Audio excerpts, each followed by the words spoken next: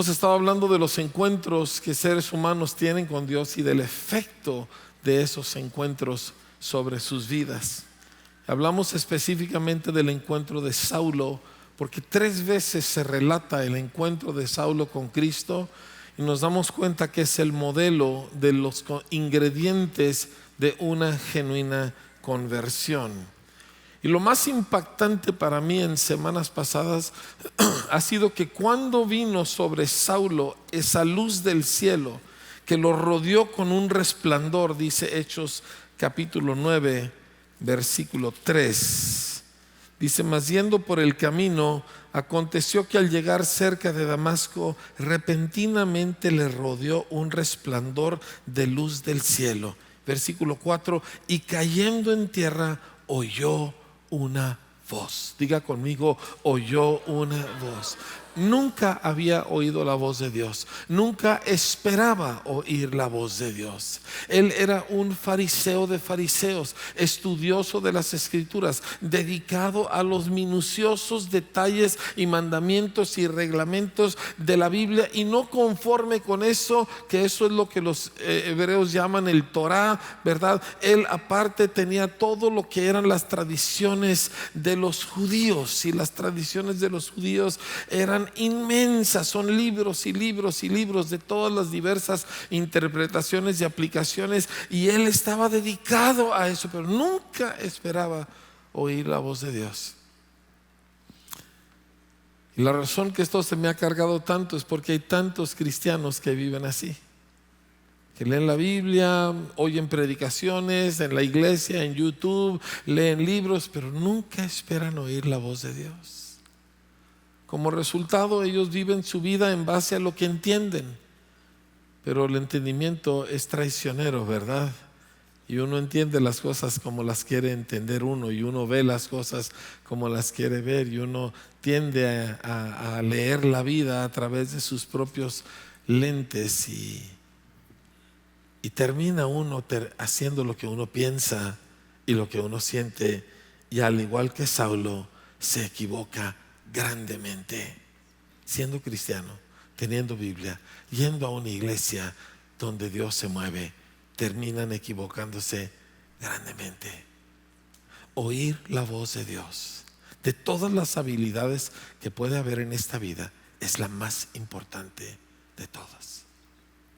Tanto que Jesús repitió y repitió y repitió: oye, el que tenga oídos para oír, oiga, oigan, oigan. Les habló en todas las formas y siempre repetía esa frase.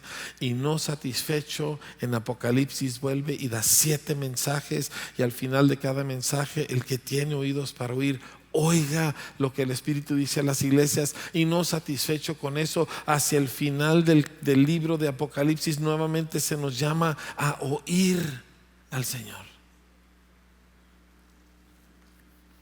Oye, Israel, dice el gran mandamiento, el supremo mandamiento. Oye, Israel, el Señor nuestro Dios, el Señor uno es. Oye, Israel, oye, Israel.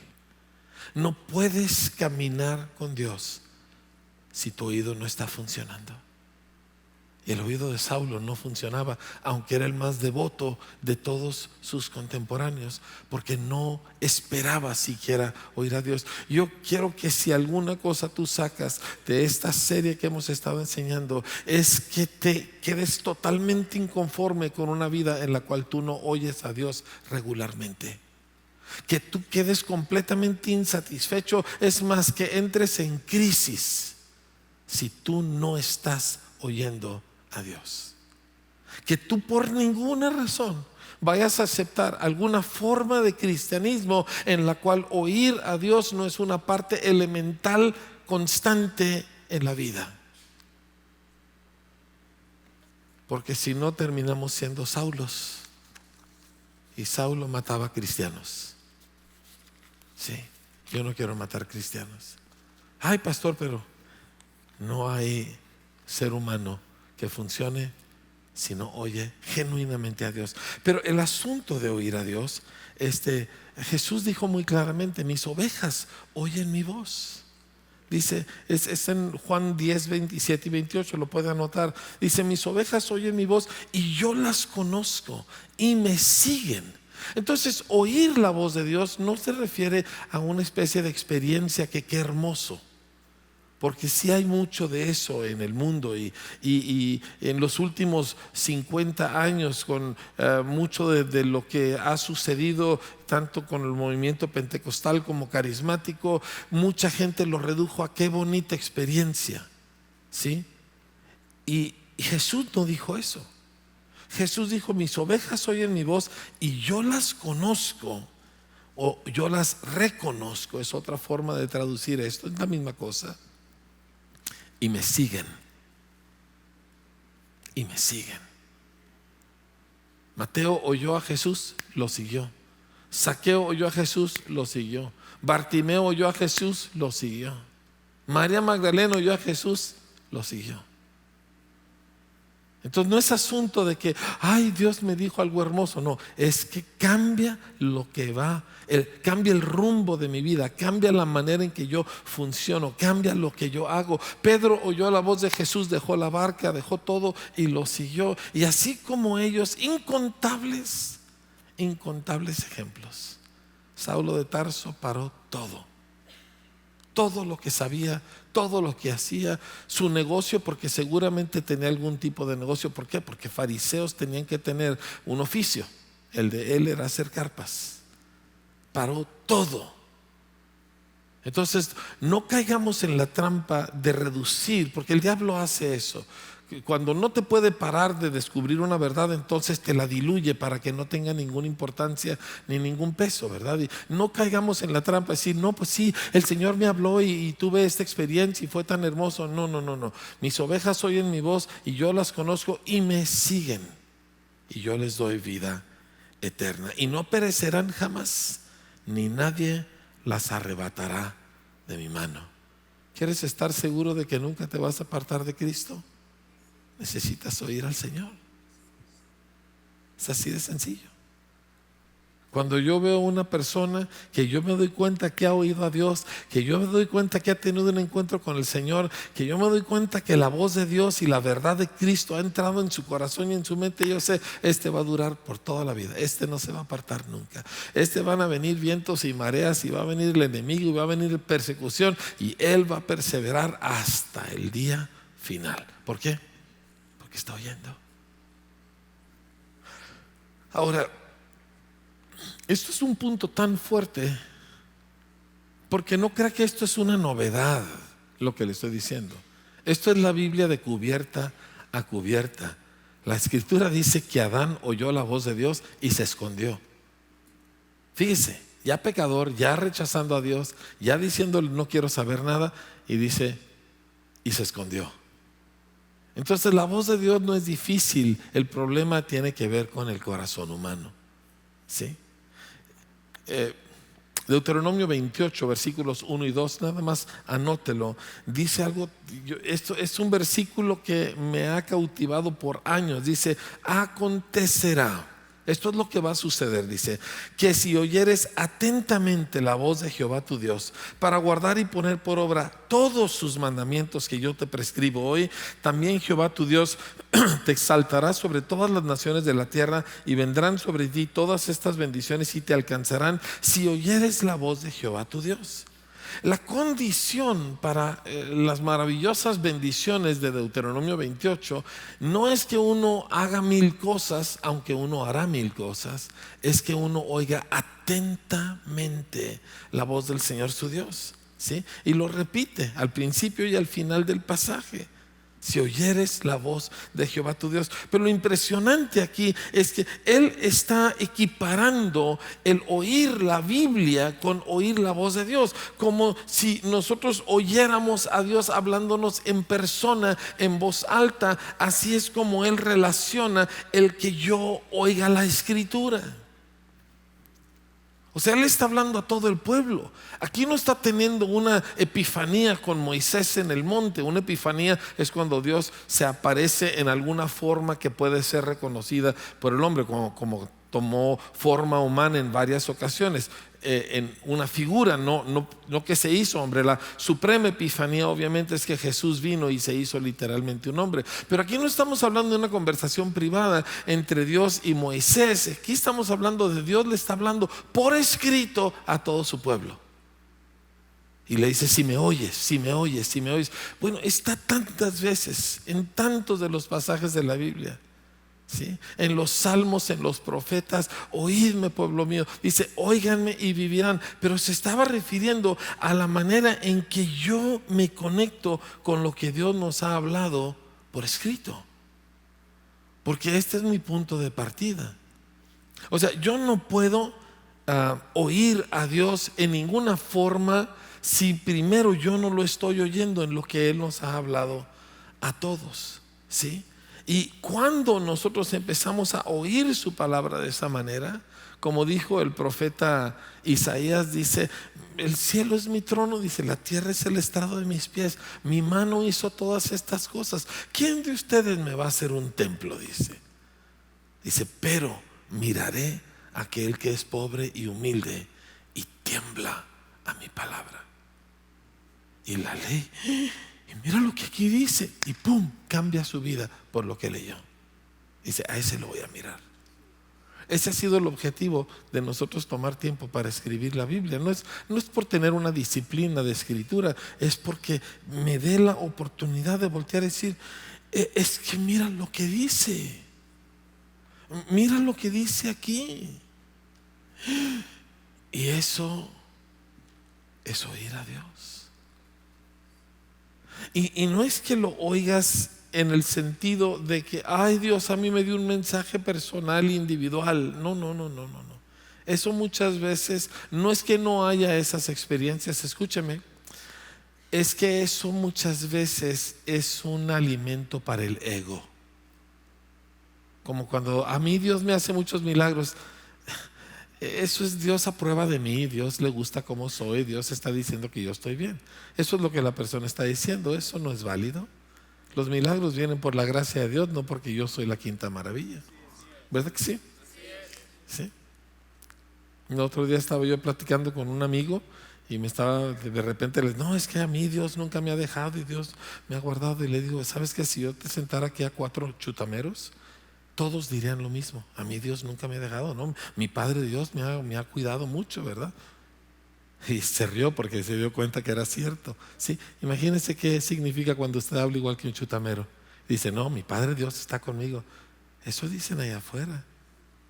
Pero dígame una cosa: ¿oyen al Señor? ¿Obedecen al Señor? ¿Tiemblan ante su palabra? Entonces no estamos hablando de un mensaje personalizado, aunque hay veces hay esos. Estamos hablando de gente que oye que Dios le ha hablado a la raza humana, de los cuales yo soy uno, y le ha hablado a su pueblo, y yo soy parte de su pueblo, y lo estoy captando, y pum, lo capto. Y si el Espíritu Santo estaba señalándome: préstale atención a esto, pero me lo estaba señalando porque esto es lo que Dios nos ha hablado a todos, y yo nunca lo había oído, y yo necesitaba oírlo, y mi vida no estaba funcionando bien porque yo no lo había oído, y ahora lo oigo. Y he oído a Dios. Me acuerdo hace unos meses cuando vi algo acerca de la manera en que Jesús reaccionaba con ciertas cuestiones y detalles de la vida, y lo vi, dije: yo hago todo lo contrario, perdóname, Señor. Y me habló Dios. ¿Fue un mensaje personalizado? Pues en el sentido vanidoso, no. Es un mensaje que está en la Biblia. Pero ese día el Espíritu Santo me ayudó a mí a ver algo que yo no había querido ver por mucho tiempo, y oí a Dios. Cuando tú oyes a Dios, hace toda la diferencia. Ahora, cuando Dios le dice a su pueblo: acontecerá que si oyeres atentamente la voz de Jehová tu Dios, no para ahí, dice: para guardar y poner por obra todos sus mandamientos. Entonces la voz de Dios y el oír a Dios no es simplemente algo que se quede en el aire, tiene cosas específicas y concretas. Y varios hemos estado descubriendo eso, de que el Señor da instrucciones. Por ejemplo, a sus discípulos les dijo: vayan al pueblo y van a encontrar a un burro atado, ¿verdad? Desátenlo y tráiganmelo, ¿verdad? Y si la persona les dice: ¿por qué se llevan al burro? Le dicen esto y esto, y les dio instrucciones muy específicas. Cuando Dios habla, no es una especie de como una luz así de los orientales, ¿verdad? Que como que, ay, qué hermoso. Son palabras concretas. Escúcheme bien. Mire, usted sabe que la pastora y yo estamos muy metidos en la cuestión del lenguaje y de educación. ¿Sabe por qué? Porque Dios se comunica en lenguaje, no en vibras. ¿Entiende la diferencia? La gente dice: qué buena vibra. Dios no se comunica con vibras, Dios se comunica con palabras. Nosotros somos los únicos seres que existimos que tenemos lenguaje. Usted puede tener un delfín o un chango muy inteligentes, pero no tienen lenguaje articulado. Solo nosotros, porque fuimos hechos a imagen de Dios, y Dios se comunica con nosotros con palabras, tanto que las pone por escrito. Son específicas, son concretas, se pueden ver y se pueden evaluar y se pueden medir. Entonces esto no es nada más hablar en vacío, esto son cosas concretas. Quiero llevarle a algo que hoy vieron un poco, quiero meterme en detalle. Levítico es un libro muy especial y para la mayoría de nosotros es el estorbo para leer toda la Biblia en un año, porque llegamos a Levítico y casi todo el mundo ahí se atora y ya pierde la noción y mejor se salta a Isaías o a algún salmo, ¿verdad? Pero Levítico es críticamente importante para el pueblo de Dios. ¿Por qué? Porque en Levítico Dios le establece a su pueblo cómo ellos se van a relacionar con Él. En Levítico, déjeme se lo leo como lo dice uno de los comentaristas que estuve leyendo. Dice: temas universales de Levítico. Tema número 1, la centralidad de Dios. Levítico nos enseña que Dios es el centro de toda la vida. Dios es la suprema realidad alrededor de la cual todo gira y para quien todo existe. De manera tranquila pero clara, Levítico organiza toda la vida del pueblo, su espacio, sus personas, su tiempo, sus animales y sus posesiones alrededor de Dios. En todo el mundo, a lo largo de la historia humana, todo lo que la vida es cobra su significado solo en relación a Dios. Eso es Levítico. La vida del pueblo giraba en términos de dónde y cuándo y cómo y qué alrededor de la persona de Dios. Había un templo, había un tabernáculo, que significa una carpa, ¿verdad? Especial. Ahí moraba la presencia de Dios y toda la vida de ellos giraba alrededor de ella. Toda. Los hombres de Dios que captaron esto siempre volvieron al pueblo a esa centralidad, como lo hizo el rey David. Y entonces les empieza a dar instrucciones. No solamente les dice: ustedes me van a adorar, y ahí venimos los seres humanos: sí, yo te voy a adorar. No, dice, les voy a decir cómo. Me van a presentar holocaustos de este tipo. Es de este y de este tipo de animal, de esta edad de animal, de esta condición de animal. Lo van a acompañar con esto y esto. Me tienen que traer vino, tienen que traer aceite, necesitan siempre traer sal. Eso es para el holocausto. Se lo presentan al sacerdote, no a cualquier persona, no en cualquier lugar, en el templo al sacerdote. Aquí lo sacrifican y esto y esto y esto se hace con Luego tenemos la ofrenda, ofrendas de paz, ¿verdad? O ofrendas por el pecado, o las ofrendas por la culpa, ¿sí? Y tantas otras cosas. Y vas a hacerlo de esta manera, y lo vas a acompañar con esto, y vas a hacerlo de así. Y en estos casos se va a separar la carne del animal, y una parte se va al sacerdote, otra parte tú y tu familia y tus criados se sientan y se alegran en mi presencia y se comen aquello. Y lo vas a hacer son capítulo tras capítulo, tras capítulo, tras capítulo, dándoles detalles e instrucciones precisas de cómo se van a acercar a Dios. Pero el ser humano moderno piensa que Dios tiene el deber de atenderme. El ser humano moderno piensa que Dios de alguna manera tiene una especie de obligación con nosotros. y viven su vida blasfemando, y el día que sucede una cosa mala, ¿dónde está Dios? A mí me gustaría voltear a decir, ¿y dónde estás tú? Pero qué descaro del ser humano, de pensar que a Dios lo trae aquí como perrito faldero y atiéndeme cuando yo lo quiero. Y lee uno la Biblia, es todo lo contrario. ¿Quieres acercarte? Lo vas a hacer así, así. ¿Y quieres ofrecer tu becerro? No lo vas a hacer ahí en tu casa. Es que vivo 80 kilómetros. Pues 80 kilómetros vas a caminar, y el becerro lo traes aquí, y lo traes acompañado de estas cosas, y de este, y de este, y de esta manera se va a hacer. Que yo lo quiero cocinar de esta manera, se va a cocer de esta forma, en este tipo de sartén, sobre este tipo de fuego. Las cenizas se van a esparcir de esta manera, la piel se va a quemar de esta forma, este pedazo aquí, este pedazo allá. Y tenían que seguir al pie de la letra todas las instrucciones si es que querían tener contacto con Dios. Wow. Dos cosas suceden. Escúcheme atentamente, porque esto es el punto en concreto a donde necesitamos llegar. Dos cosas suceden aquí. Uno, el Señor es el centro de la vida, y el efecto que tiene sobre su pueblo es la eliminación de la avaricia. Porque toda su vida productiva estaba enfocada en lo que le iban a ofrecer al Señor. ¿Por qué? Porque para adorar al Señor siempre venías con ofrecimientos. Si traías harina, era la mejor harina, cocinada de cierta manera, con cierto tipo de aceite. Si traías un borrego, era el mejor borrego. Y tu vaca parió y es el primer becerro, ese es automáticamente del Señor. Tu mujer tuvo un hijo, es el primer hijo, ese es automáticamente del Señor. Tu árbol dio fruto, plantaste un árbol, los primeros 3 años no te atrevas a tocar el fruto. Déjalo que caiga a tierra y se pudra los primeros 3 años. Y el 4.º año tomas aquel fruto, todo el fruto que produce el árbol, y se lo traes al Señor, son tus primicias. Y en el 5.º año puedes disfrutar del árbol. Wow. Otro boleto, familia.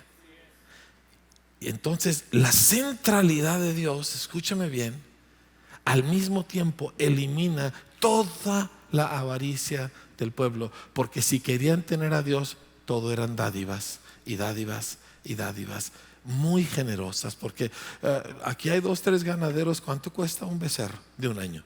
Ya no es un becerro, y es un torete. ¿Cuánto cuesta uno de esos animales? ¿Sí? ¿Por qué es así? ¿Por qué crees que la Biblia siempre iguala la avaricia con la idolatría? Siempre.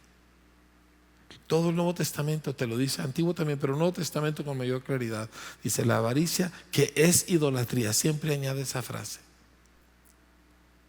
No puede haber ninguna forma de avaricia si yo voy a tener acceso a Dios. No pueden coexistir. Así como no puedo tener a Dios y tener ídolos. No puedo tener diferentes estatuas de diferentes diosesitos. Cristo exclusivamente y nadie más. Y avaricia es idolatría. Por eso Jesús dijo: no puedes servir a Dios y al dinero. La palabra servir, lautreo, en el griego, significa igualmente adorar. No puedes adorar a Dios y al dinero. Ahora dices: ves. La realidad, familia, es que todos venimos de la idolatría, y muy específicamente del amor al dinero. Todos de ahí venimos. Y decimos que no, pero sí es así. Todos venimos de ahí. Unos se nos nota más que otros, ¿me entiende? Pero todos venimos de esas fuentes. Y queremos adoración, pero ay Señor, ¿y qué va a ser de mí? ¿Y cómo lo voy a hacer? ¿Y si me falta? Y la crisis, y Señor, es que pues también he trabajado mucho y yo merezco, y todo eso. Y no puede haber eso y adoración. No puede haber las dos cosas juntas. Y Levítico nos lo pone en detalle minucioso. ¿Quieres a Dios? Olvídate de amontonar para ti mismo. ¿Quieres a Dios? Olvídate de estar asegurando tu montón. ¿Quieres a Dios? Olvídate de que tú trabajas para ti. ¿Quieres a Dios? Toda tu persona está centrada hacia Él, incluyendo y especialmente tus recursos, tus hijos, tu ganado, tu calendario, todo. Dices, pues no acepto, no hay problema. El hombre fue hecho libre, porque Dios no quiere que yo haga esto por temor. Eso es lo que hacen los musulmanes. Los musulmanes obedecen por la amenaza de destrucción. Nosotros obedecemos porque confiamos en el Señor. Es totalmente diferente. Pero si no quieres confiar, no hay problema. Nada más que no confiar trae consecuencias. ¿Sí? Dices, pero yo puedo escoger no confiar. Sí, eres libre para hacerlo, pero no eres libre para determinar las consecuencias de no confiar.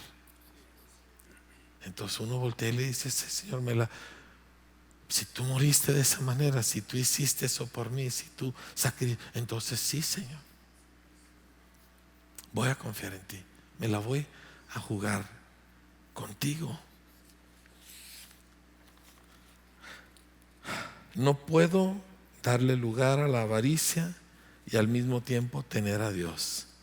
Qué interesante. Nuestra ciudad, hablando en particular a nosotros los parralenses, digo, quienes estén viéndonos por internet, aplíquelo a su propia ciudad, pero nuestra ciudad es una ciudad fundada sobre un principio de avaricia. Esos son las minas. La mina es la codicia, la fiebre de oro. La gente se vuelve loca por conseguir unas piedras valiosas, ¿verdad? Sobre eso se fundan los pueblos mineros. Y nuestra ciudad al mismo tiempo dice, sobre todo la fe. No puedes tener las dos cosas. No puedes tener avaricia y al mismo tiempo tener una verdadera conexión con Dios. No coexisten. Ahora lo tremendo es que la gente que se atrevió a confiar en el Señor, porque los judíos se atrevieron a creerle a Dios. Esto es maravilloso. O sea, todo un pueblo de millones de gentes, y le creen al Señor y se la juegan. Y a pesar, aún en sus tiempos malos, ahorita les leo una porción, aún en sus tiempos débiles, ellos sabían que esto era una realidad y que esto era una parte esencial. Y son el pueblo más rico de la tierra. Sí, lo voy a repetir, porque estamos todos con una seriedad terrible de que, ay, pero, los judíos son el pueblo más rico de la tierra. Nosotros no queremos cerrar el domingo. Digo, lo consideramos un testimonio. Imagínense nada más, nos debería partir un rayo a nosotros. Los judíos que no conocen a Cristo, primero muertos que abrir el día de reposo. Yo he estado en Nueva York, en la tienda de electrónica más grande del mundo, se llama VIH, y le pertenece a judíos tradicionales, y llega el viernes a las 6 de la tarde y eso se cierra y se apagan los servidores de sus computadoras y no puedes comprar nada en VIH, ni en las tiendas, ni en internet hasta el sábado a partir de las 6 de la tarde. 24 horas, eso todo se clausura. O sea, yo estoy muy contento por los testimonios de los hombres que han decidido, el domingo no trabajo en mi chamba, pero digo, familia, por favor, los judíos han hecho esto por miles y miles y miles de años. ¿Sí?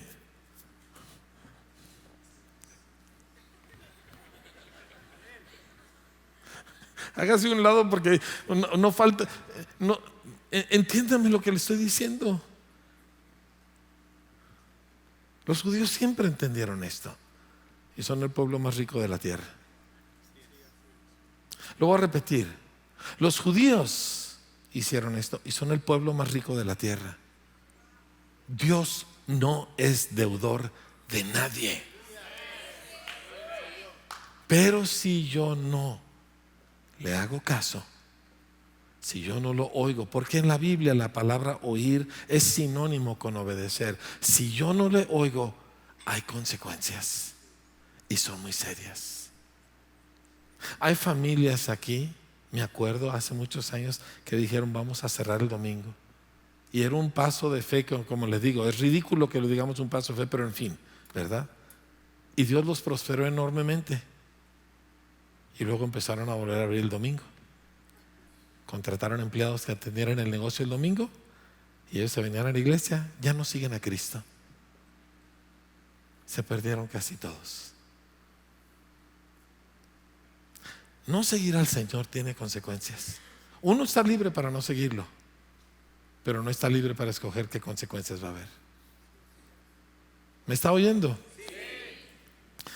Déjeme cerrar con lo siguiente. Cuando Dios llama a Moisés a establecer hombres en autoridad, le da instrucciones específicas y se las quiero leer. ¿Sí? Están en Éxodo 18. Moisés tenía todo el pueblo, se le sobrecargaba el trabajo, viene su suegro y le da un consejo que resulta que es de Dios. Y esto le dice el suegro a Moisés en Éxodo 18, 21. Además, escoge tú de entre todo el pueblo varones de virtud, temerosos de Dios, varones de verdad, que aborrezcan la avaricia. Y ponlos sobre el pueblo por jefes de millares, de centenas, de 50 y de 10. ¿Quieres tener autoridad en tu vida? Aquí están 4 cosas que te la dan. ¿Quieres tener autoridad en tu hogar? Aquí están 4 cosas que te dan autoridad. ¿Quieres tener autoridad sobre la enfermedad, sobre las circunstancias, sobre tus empleados si es que los tienes? Aquí está cómo se hace. Varones de virtud, temerosos de Dios, varones de verdad, que eviten la avaricia. ¿Así dice? No, ¿qué dice?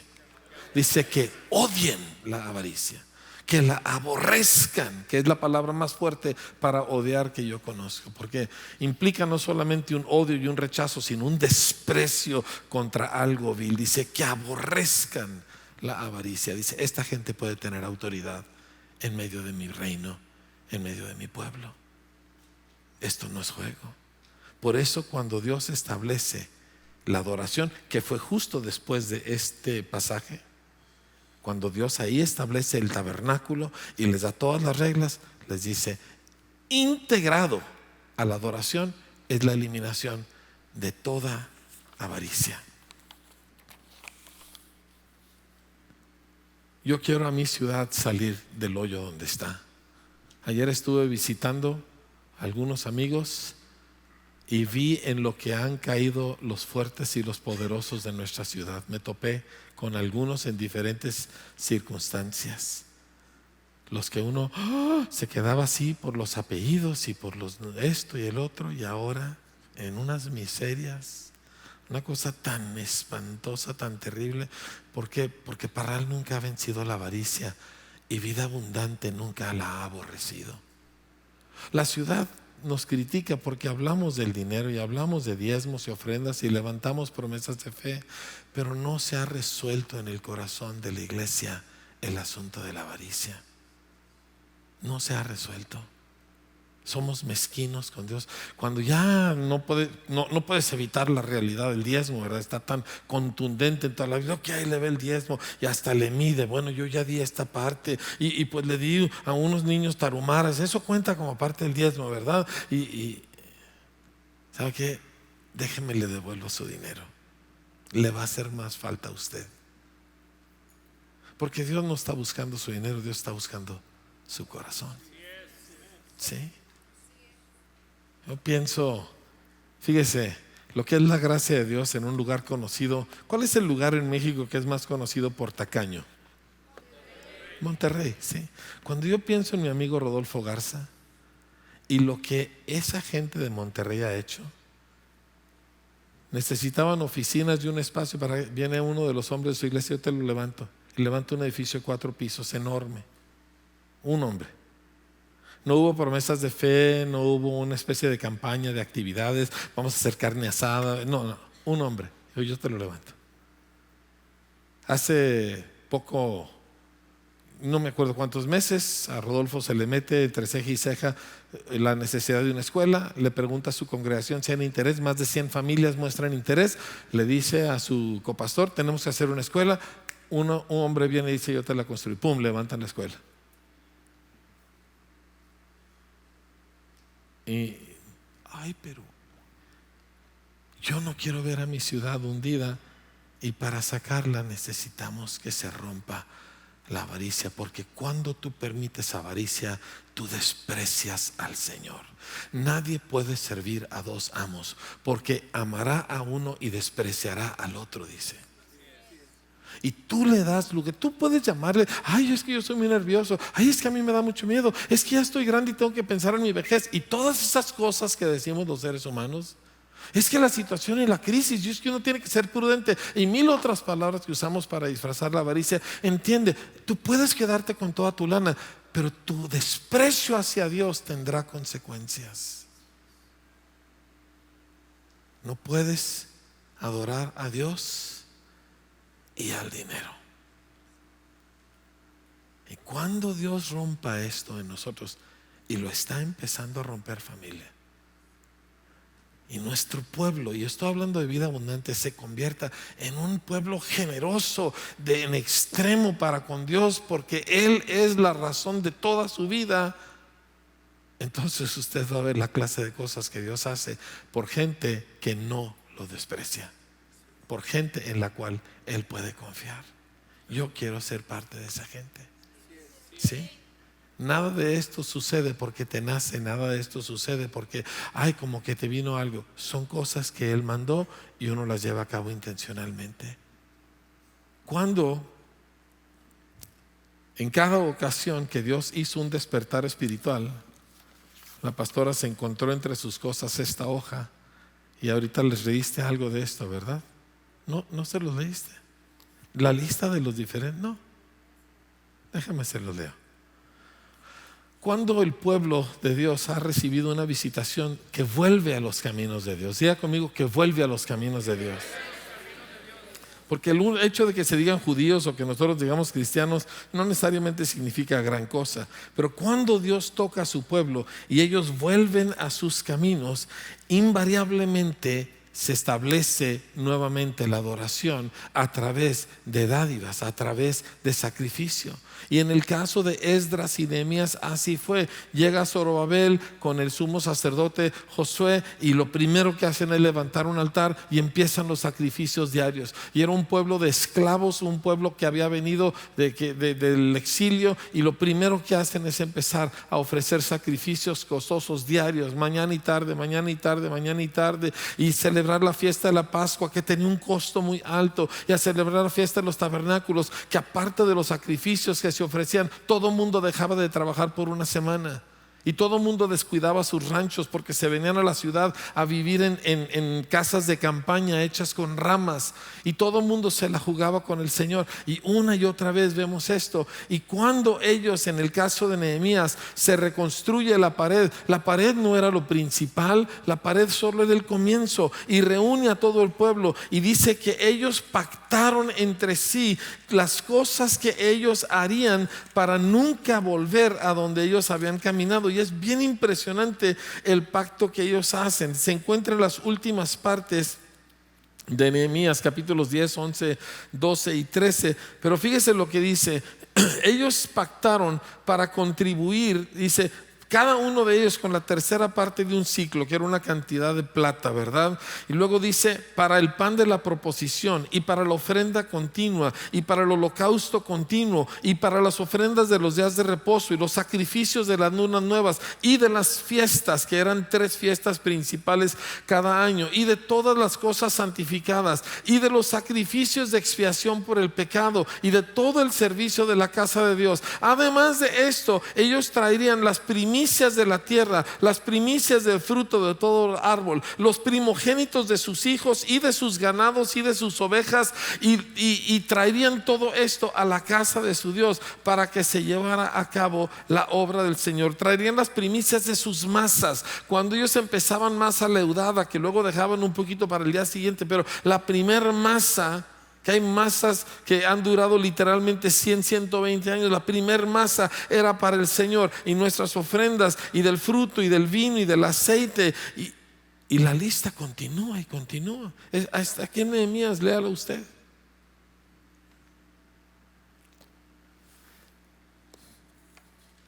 Esta es la vida del reino. Esta es la vida a la que Cristo nos llama. Le comentaba yo a Titi, con esto quiero cerrar.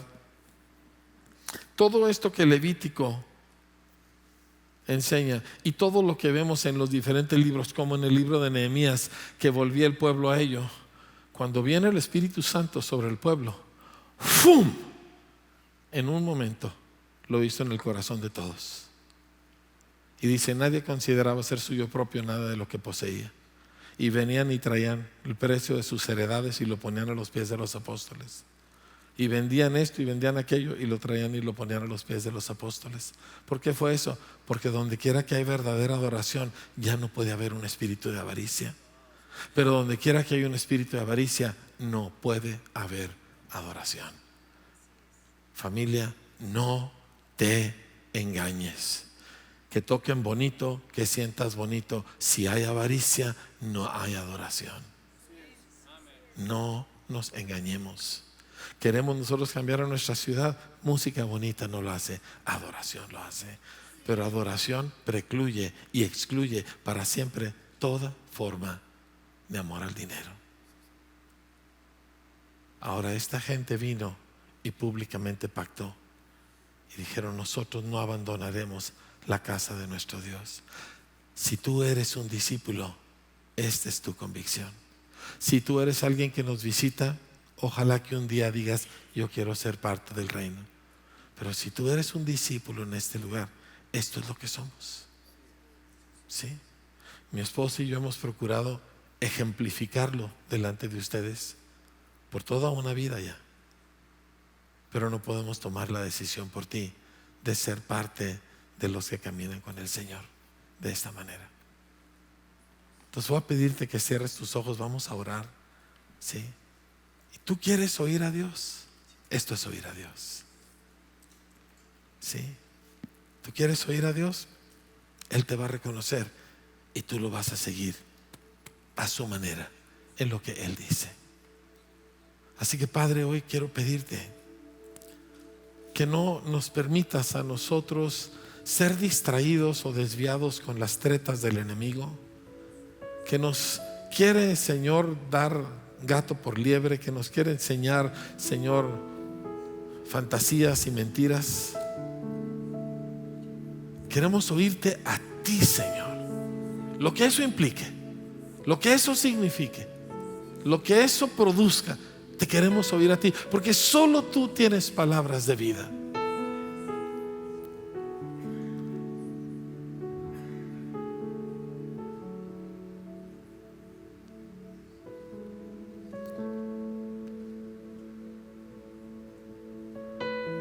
Si tienes un asunto que arreglar con el Señor ahorita acerca de lo que hemos hablado, este es el momento para hacerlo.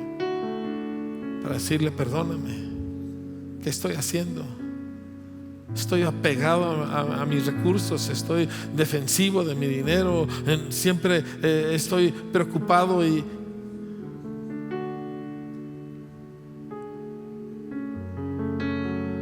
pago mi diezmo y me enorgullezco de algo que puede hacer un judío que no conoce a Cristo y lo hace de a de veras, no como yo que diezmo mi chivo. Perdónanos por el desprecio, Señor. Perdona esta iglesia, perdona esta ciudad, perdona esta nación por el desprecio que te tenemos, porque nuestras acciones dicen que te tenemos en lo que pisamos, Señor. De veras, perdónanos. Perdónanos por no vivir para tu honor, Señor, sino buscar cómo podemos sacarte a ti lo que nosotros pensamos que tú debes darnos.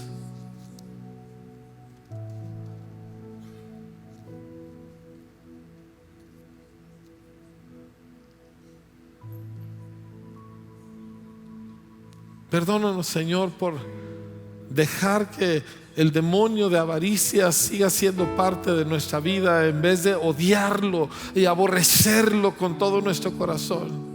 Pero hoy nos levantamos los que aborrecemos la avaricia porque amamos al Señor, porque preferimos a Dios, Señor, que cualquier otra cosa, porque eres más importante que el aire que respiro, Señor. Porque te deseo más, Señor, que cualquier bien que yo pudiera tener, y fuera de ti no hay bien para mí en la tierra, Señor. Y hoy, en el nombre de Jesús, yo me paro entre los que aborrecemos la avaricia.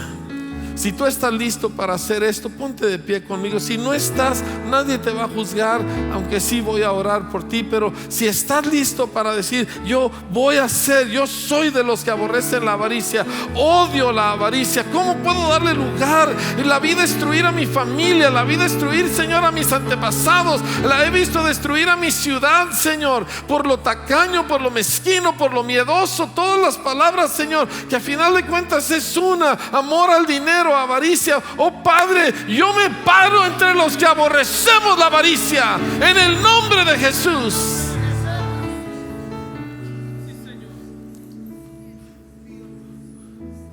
Se levante, Señor, en nuestra ciudad un pueblo temeroso de Dios, varones de virtud, mujeres de verdad, que aborrecemos la avaricia.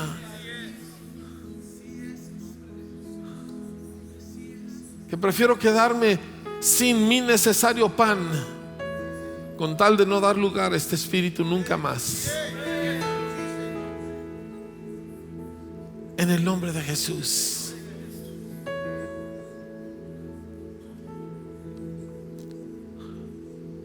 En el nombre de Jesús.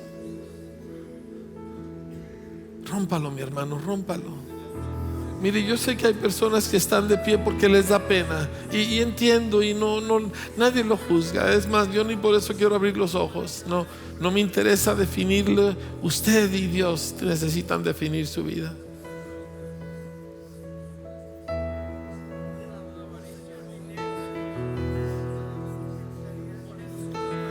Pero defínalo, resuélvalo usted delante del Señor. No tenga miedo.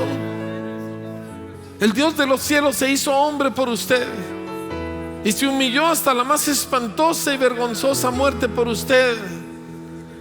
El que no escatimó ni aún a su propio Hijo, ¿cómo no nos dará también con Él todas las cosas?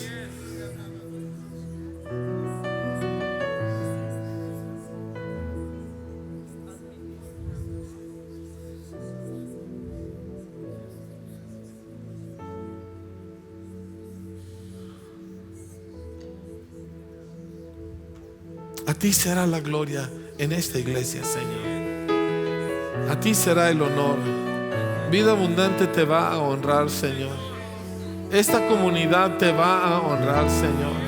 Aquí no vas a encontrar desprecio, Señor. Aquí no habrá Ananías y Zafiras, Señor, que miden las cosas para contigo. Aquí habrá un pueblo libre.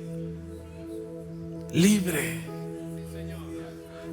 del amor al dinero, libre del miedo, libre de la codicia, libre, Señor. En el nombre de Jesús. En el nombre de Jesús.